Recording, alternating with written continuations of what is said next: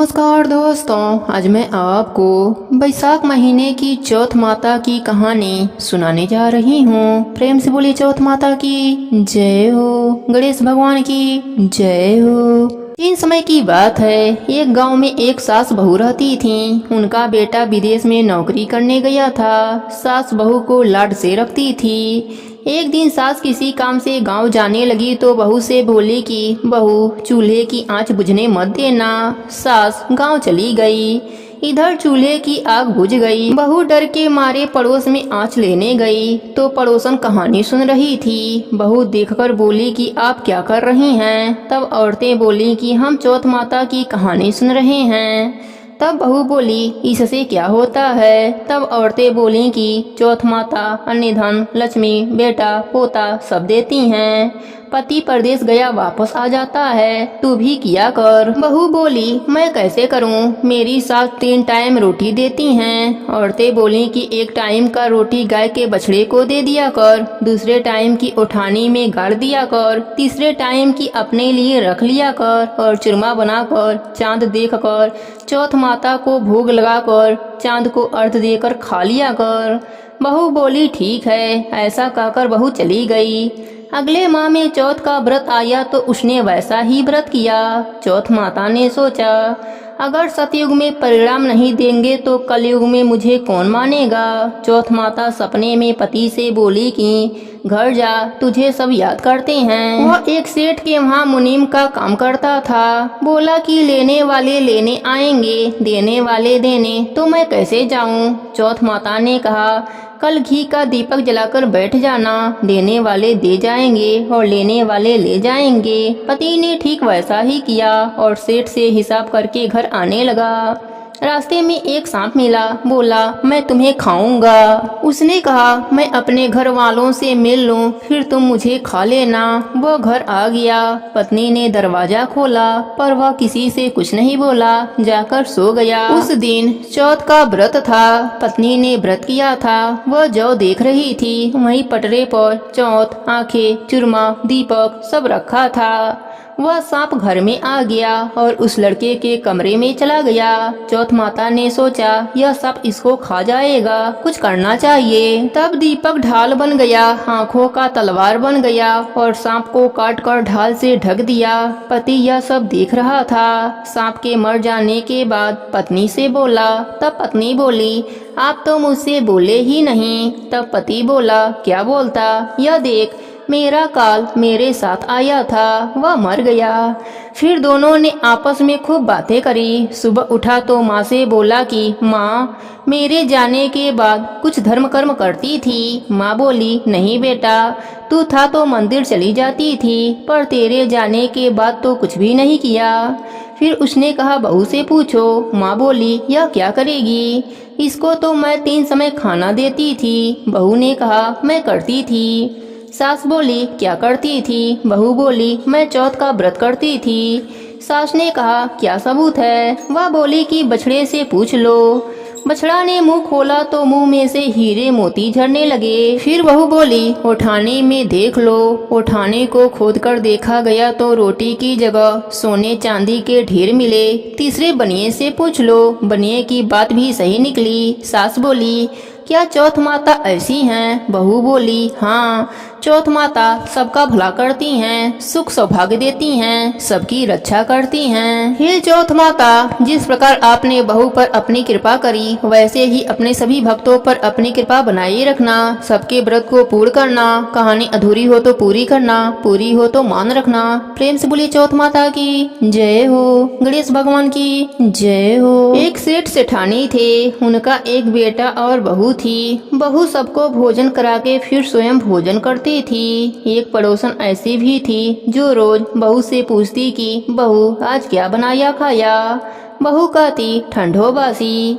एक दिन उसके पति ने ऐसा सुनकर विचार किया कि आज तो पकवान बनाया जाए, फिर देखें कि मेरी पत्नी क्या कहती है। उसने तरह तरह के पकवान बनवाए और घर के सभी लोगों ने एक साथ बैठकर भोजन किया। आज भी पड़ोसन ने पूछा तो बहू ने कहा, ठंडो बासी। सेठ के लड़के ने सोचा, हो ना हो कोई बात अवश्य है जिससे कि मेरी पत्नी ऐसा बोलती है।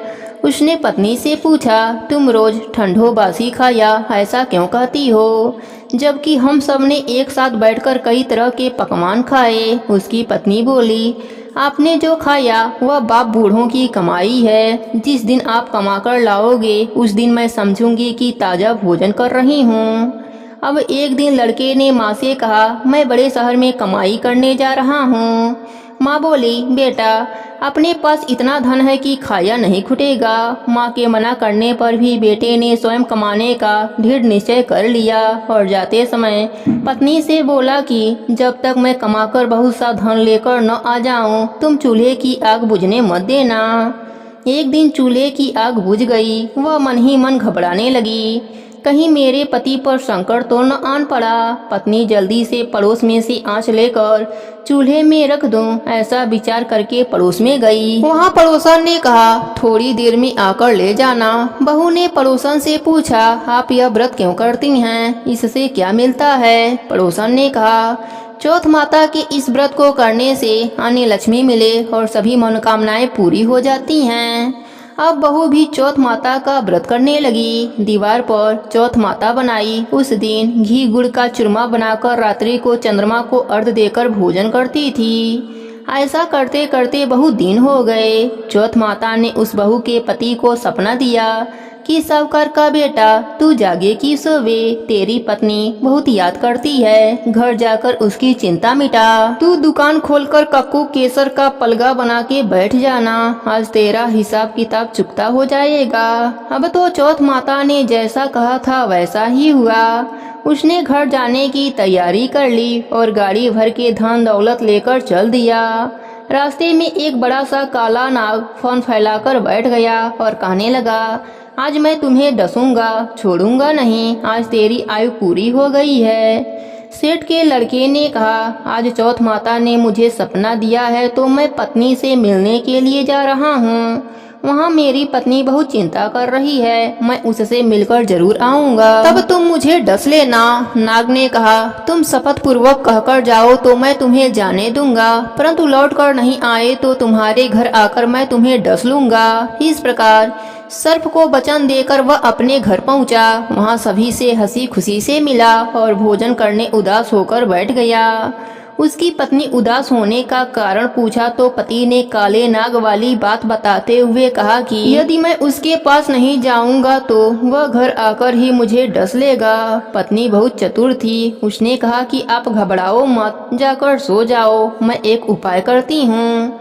पत्नी ने कमरे की 7 पेढ़ी धोई। पहली पेढ़ी पर रेत, दूसरी पर इत्र, तीसरी पर गुलाल फूल, चौथी पर कक्कू केसर, 5वीं पर लड्डू पेड़ा, 6वीं पर गादी गलीचा और 7वीं पेढ़ी पर दूध का कटोरा भरकर रख दिया। इस प्रकार वह 7 ही पेढ़ी सजाकर बैठ गई। आधी रात होते ही नाग आकर पेढ़ी चढ़ने लगा। पहली पेढ़ी पर रेत में लौट गया और कहने लगा कि सेठ की बहू तो आराम बहुत दिया, पर बचनों से बंधा हूँ, सो डसूंगा अवश्य ही। इसी प्रकार 7 पेढ़ियों पर नाग आराम करता हुआ और कहता हुआ कि डसूंगा जरूर कमरे में जाने ही वाला था कि चौथ माता ने विचार किया कि मैं इसे नहीं बचाऊंगी तो संसार में धर्म कर्म और व्रत पूजन को कौन मानेगा।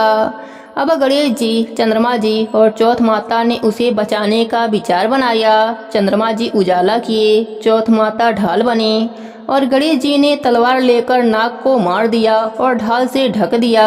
अब बहू भी थकी हारी सो गई। दिन उगा तो लोग बेटे से मिलने आए, परंतु बेटा बहू तो उठे ही नहीं थे। बहुत देर हो गई तो माँ उन्हें उठाने गई।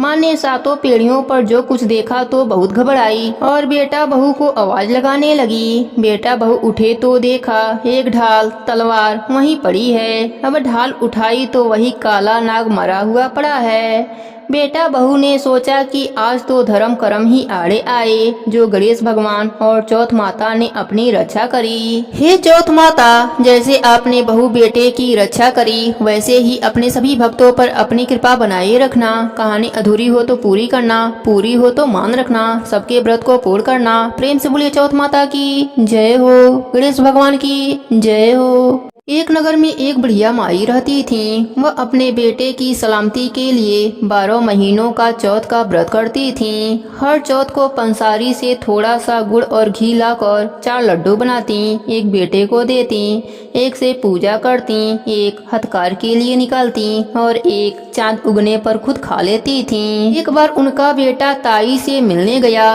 ताई ने भादड़ी चौथ का व्रत रखा था। ताई से कहा, माँ तो 12 चौथ करती है। ताई बोली, तेरी माँ तेरी कमाई से तरमाल खाने के लिए 12 चौथ करती है। तू परदेश जाए तो वह एक भी चौथ न करे।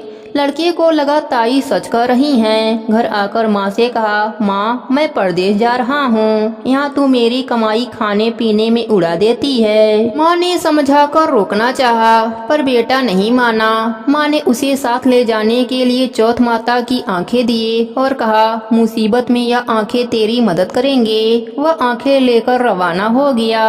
घूमते हुए एक नगर में पहुंचा। उसने देखा एक बुढ़िया माई रो रही हैं और पुआ बना रही हैं। उसने कारण पूछा तो बुढ़िया माई ने कहा, बेटा इस नगर की पहाड़ी पर एक दैत्य रहता है। पहले वह नगर में आकर कई लोगों को खाने के लिए मार देता था, इसलिए यहाँ का राजा उसे खाने के लिए हर घर का एक आदमी उसके पास भेजता है। और आज मेरे बेटे की बारी है, इसलिए रो रही हूँ और उसी के लिए पुआ बना रही हूँ। वह बोला, तू पुए मुझे खिला दे, तेरे बेटे की जगह मैं चला जाता हूँ। बुढ़िया माई ने खीर पुए उसे खिला दिए। खा पीकर वह सो गया। रात को राजा के सैनिक आए तो बुढ़िया माई ने उसे भेज दिया।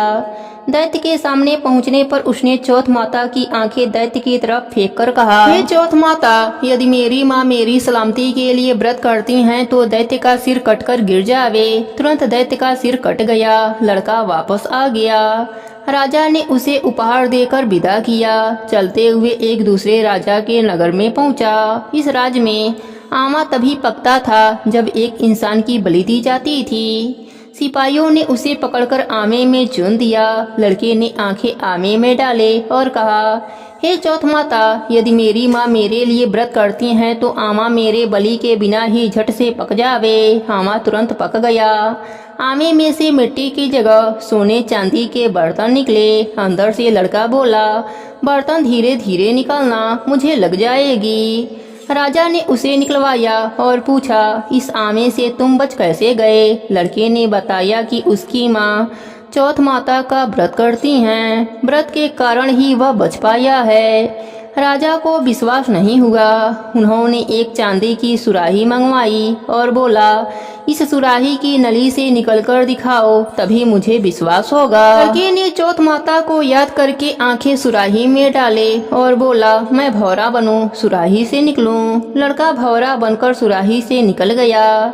राजा खुश होकर राजकुमारी की शादी उसके साथ करवा दी और सभी लोगों को चौथ माता का व्रत करने को बोला। उसे माँ की याद आई। उसने राजा के पास जाकर खुद के नगर जाने की इच्छा जाहिर करी। राजा ने रथ, घोड़ा, हाथी और खूब सारा दान दहेज देकर उन्हें विदा किया। चौथ के दिन वह अपने नगर पहुंचा। वह अकेला पंसारी के वहां माँ का इंतजार करने लगा। सोचा, चौथ का दिन है तो माँ यहाँ जरूर आएंगी। थोड़ी देर बाद लकड़ी टेकती हुई माँ आती दिखी। उसकी माँ की आंखों में जाले आने के कारण दिखना कम हो गया था। लड़के ने जानबूझकर अपना पैर लकड़ी में लगा दिया। कहने लगा, बलरे पूत काटी, मेरे पैर में लगा दी। माँ ने उसे नहीं पहचाना। कहने लगी, भैया मुझे चाहे कितनी भी गाली निकाल लो, पर मेरे बेटे को कुछ मत कहना। बेटा माँ के चरणों में गिर पड़ा। बोला, माँ मैं तेरा ही बेटा हूँ, मुझे माफ कर दो। माँ ने उसे गले से लगा लिया। नगर के लोगों ने विश्वास नहीं किया कि वह उसी का बेटा है। बुढ़िया माई ने चौथ माता को याद करके बोली, हे चौथ माता, यदि मैंने अपने बेटे के लिए व्रत किया है तो मेरे स्तन में दूध भर जावे और उसकी धार मेरे बेटे के मुंह में गिरे। माँ के स्तन से दूध की धार निकलकर बेटे के मुंह में गिरने लगी। लोग चौथ माता की जय जयकार करने लगे। उस नगर के सभी लोग चौथ माता का व्रत करने लगे। हे चौथ माता, जैसे आपने बुढ़िया माई और उनके बेटे की सहायता करी वैसे ही हमारी भी करना। अपने सभी भक्तों पर अपनी कृपा बनाए रखना। सबके व्रत को पूर्ण करना। कहानी अधूरी हो तो पूरी करना, पूरी हो तो मान रखना। प्रेम से बोलिए चौथ माता की जय हो, गणेश भगवान की जय हो। अब सुनते हैं व्रत को पूर्ण करने वाले गणेश भगवान की कहानी। प्रेम से बोलिए गणेश भगवान की जय हो। पुरानी बात है, एक गांव में एक बुढ़िया रहती थी। वह बहुत ही गरीब थी। उसकी आंखों से दिखाई नहीं देता था। उसका एक बेटा और बहू थी। वह बुढ़िया सदा ही गणेश भगवान की पूजा पाठ किया करती थी। एक दिन गणेश जी प्रसन्न होकर बुढ़िया माई के सामने प्रकट हो जाते हैं और कहते हैं कि बुढ़िया माई, तू जो चाहे सो मांग ले, आज तेरी सारी इच्छा पूरी हो जाएगी। तब बुढ़िया माई बोली कि प्रभु, मुझे तो मांगना नहीं आता, मैं कैसे और क्या मांगूं। तब गणेश जी कहते हैं कोई बात नहीं, मैं कल फिर से आ जाऊंगा, तब तुम मांग लेना, तब तक तुम सोच लो। तब बुढ़िया माई अपने बेटे के पास गई और बोली, बेटा, गणेश जी मुझ पर प्रसन्न हुए हैं और मुझे वर मांगने को कहा है, तो बताओ मैं क्या मांगूं। पुत्र बोला कि माँ देखो, हम लोग कितने गरीब हैं, हमें धन की बहुत कमी है, तो तू गणेश भगवान से धन मांग ले। तब बुढ़िया माई अपने बहू से पूछती है। तब बहू कहती है, माई आप तो नाती पोते मांग लीजिए। अब बुढ़िया माई सोचती हैं कि यह तो सब अपने अपने मतलब की बातें कर रहे हैं। अतः वह अपने पड़ोसन के पास जाती हैं और सारी बात पड़ोसन से कहती हैं। तब पड़ोसन कहती है, बुढ़िया माई तू तो थोड़े ही दिन जिएगी, तू क्यों धन मांगेगी, क्यों नाती मांगेगी। तो अपने लिए अपने आँखों की रोशनी मांग ले, जिससे तेरी जो बची जिंदगी है वह आराम से कट जावे। बुढ़िया माई अगले दिन घर के मंदिर में जाकर बैठ जाती है। तब तक गणेश भगवान प्रकट होते हैं। गणेश जी ने कहा, बुढ़िया माई क्या चाहिए तुम्हें, मांग लो। तब बुढ़िया माई कहती हैं, हे प्रभु, यदि आप मुझसे प्रसन्न हैं तो आप मुझे 9 करोड़ की माया दें, निरोगी काया दें, अमर सुहाग दें, आंखों की रोशनी दें, नाती दें, पोता दें और सब परिवार का सुख दें और अंत में मोक्ष की प्राप्ति दें। यह सुनकर गणेश भगवान बोले कि बुढ़िया माई, तुमने तो हमको ठग ही लिया, फिर भी जो तुमने मांगा है वह सब तुम्हें मिल जाएगा। गणेश भगवान इतना कहकर अंतर ध्यान हो गए। बुढ़िया माई ने जो कुछ भी मांगा था वह सब उन्हें मिल गया।